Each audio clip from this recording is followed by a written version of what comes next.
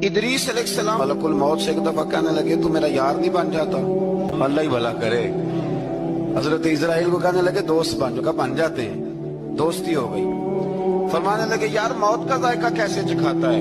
کہنے لگا میں آپ کو چکھا دیتا ہوں. آپ کو موت کا ذائقہ چکھایا اور دوبارہ پھر روح ڈال دی. آپ اٹھ کے بیٹھ کے کہنے لگے دوزخ تو دکھا. وہ بھی دکھا دی. فرمایا جنت تو دکھا. جنت بھی دکھائی. تو کہنے لگا واپس چلیں. فرمانے لگے اب تو نہیں جانا. کیوں؟ فرمایا رب فرماتا ہے ہم فیہا خالدون، جو جنت میں آئے گا یہیں رہے گا. نے کہا جناب وہ تو پہلے موت کا ذائقہ چکھنا ہے، پل صراط جو دوزخ کے اوپر ہے وہاں سے گزرنا ہے. تو آپ فرمانے لگے یہ دونوں کام میں کر چکا ہوں اور تو نہیں کرائے ہیں، لہذا میں آ گیا ہوں تو میں نے یہیں پہ رہنا ہے.